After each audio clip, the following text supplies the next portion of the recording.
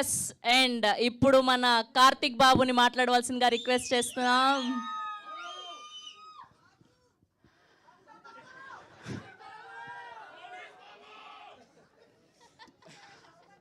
అంటే thank you.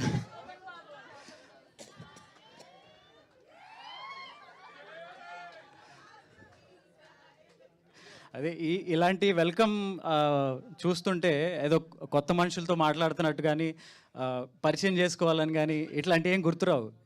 ఎందుకంటే మీరు రోజు ఇంట్లో మనిషిలాగా మాట్లాడుతుంటారు, అలా రిసీవ్ చేసుకుంటారు. ప్రసాదం ఇంటికి పంపించు.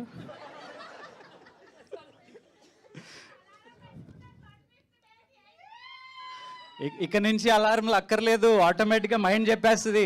ఐపీఎల్ అన్నీ పక్కన పెట్టేయండి, చూడనివ్వకండి ఇంట్లో.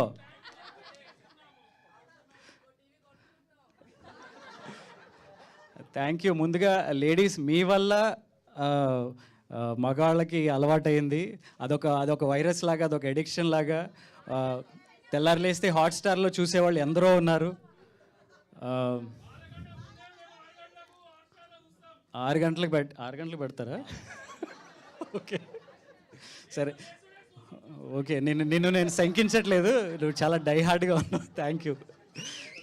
అండ్ ఈ కార్తిక్ అనే పేరు, కార్తీక దీపం అనే ఆ మ్యూజిక్ కానీ, ఆ సాంగ్ కానీ, అది మీకు ఎంత ఎడిక్షనో మాకు అంతే addiction.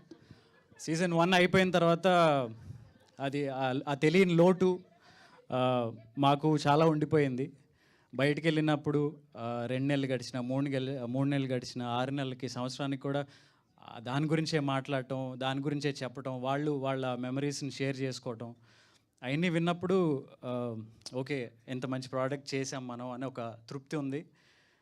At the same time మళ్ళీ ఎప్పుడు అలాంటిది మళ్ళీ మనం చేస్తాము అనే ఎదురుచూపులు చాలా ఉన్నాయన్నమాట. సడన్గా all of a sudden season 2 చేయాలి అనే ఒక ప్రపోజల్ పెట్టినప్పుడు అది ఒక తెలియని ఒక ఎగ్జైట్మెంట్. అంటే రెండో థాట్ లేకుండా ఓకే ఇది చేసేస్తున్నాం, చేయాలి, నెక్స్ట్ ఏంటి, కథ ఏంటి, అదేంటి, ఇదేంటి అని ఆ డిస్కషన్లోకి వెళ్ళాను తప్ప ఆ ఎగ్జైట్మెంట్లోనే ఇంకా ఉన్నాం యాక్చువల్లీ. ఇది చాలామంది అడుగుతారు, చాలామందికి క్వశ్చన్స్ ఉన్నాయి. కార్తీక దీపం సీజన్ 2 అంటే ఏంటి, కార్తీక్ దీప ఉన్నారు, శౌర్య అనే పేరుంది, ఇది ఆ సీజన్కి కొనసాగింప, లేదా ఆ శౌర్య పెద్దదైపోయింది కదా, దీంట్లో చాలా చిన్నగా ఉంది, ఇంకా ముందు కదా, ఇలాంటి చాలా డౌట్లు ఉన్నాయి. కొన్ని సందర్భాల్లో చెప్పాను, ఇది కొత్త సీజన్, నవ వసంతం అని ఎలా పెట్టాము, ఇది కొత్త కథ. పాత కథకి ఈ కథకి ఎటువంటి సంబంధం లేదు. అది చూసాక మీరు ఎలాగో చెప్తారు. సో కార్తీక్ అండ్ దీప 2 క్యారెక్టర్లు, వాళ్ళ బిహేవియర్ కానీ, వాళ్ళ క్యారెక్టరిస్టిక్స్ కానీ ఇదివరకు ఏదైతే ఉందో అలాగే ఉంటుంది. బట్ కథ కొత్తగా ఉంటుంది. డెఫినెట్గా మీ అందరికీ నచ్చుతుంది. గ్లిమ్స్ చూసినప్పుడు మీరు ఇచ్చిన రెస్పాన్స్ మాకు ఇంకా ఒక బూస్ట్ని ఇచ్చింది, ఒక కాన్ఫిడెన్స్ని పెంచింది. తెలియకుండా ఒక టెన్షన్ లోపల రన్ అవుతూనే ఉంది. సీజన్ 1 అంత పెద్ద హిట్ చేశారు, అంత పెద్ద సక్సెస్ చేశారు.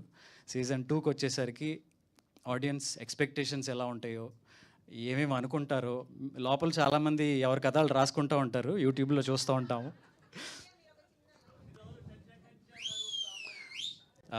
సో ఆ కథలు ఎంతవరకు మనసులో పెట్టుకుని ఇది చూస్తారు, వచ్చిన తర్వాత ఎక్స్పెక్టేషన్స్కి మనం రీచ్ అవుతామా లేదా అని చాలా టెన్షన్ ఉంది.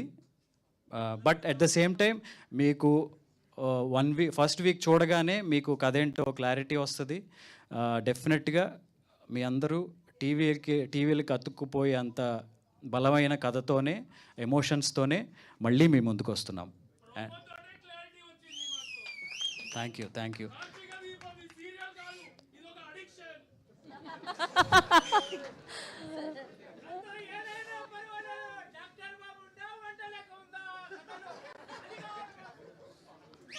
సూపర్. మీ అభిమానాన్ని మేము ఆపలేము ఇంకా. Thank you so much. Thank you. And ఆడవాళ్ళ సైడ్ నుంచి మీకు ఒక 2 మాటలు ముఖ్యంగా చెప్పాలి, మాకు ఉన్న ఇంకొక పెద్ద బలం మా స్క్రీన్ ప్లే రైటర్ అండ్ మా డైరెక్టర్ గారు. సీజన్ 1కి వాళ్ళు ఆ కార్తీక్ దీప్ అనే కథలో సోల్ ఎంత బాగా కన్సీవ్ చేసి ఆన్ స్క్రీన్ తీసుకొచ్చారో మా డైరెక్టర్ గారు. ఆ కథలో ఎమోషన్స్ కానీ ఆ సీన్స్ కానీ అంత బాగా రావడానికి మా స్క్రీన్ ప్లే రైటర్ రవి గారు కారణం. సో వాళ్ళిద్దరూ మెయిన్ పిల్లర్స్గా ఈ సీజన్ కూడా ఉండటం వీ ఫీల్ లక్కీ. అండ్ అందుకే ఆ కాన్ఫిడెన్స్ మాకుంది. ఎందుకంటే అదే ఎమోషన్ సీరియల్ చూస్తూ చాలామంది బాధపడేవాళ్ళు, కన్నీళ్ళు పెట్టుకునేవాళ్ళు ఎంతోమంది ఉన్నారు. ఆ వీడియోస్ కూడా చాలా వైరల్ అయినాయి ఆ టైంలో. సో అదే ఎమోషన్స్ అంతే బలంగా ఉంటాయి. అండ్ మా కొత్త డైలాగ్ రైటర్ రవి గారు, రాజేష్ గారు, థ్యాంక్ యూ. అండ్ ఇది మా బలం. నేను ఇవ్వాల్సిన కొద్ది క్లారిటీ ప్రాజెక్ట్ గురించి ఇచ్చానని అనుకుంటున్నాను. ఇంకా రెస్ట్ మీకున్న డౌట్స్ ఏమైనా ఉంటే క్లారిఫై చేయడానికి we are ready. Thank you Karthik Babu. And అలానే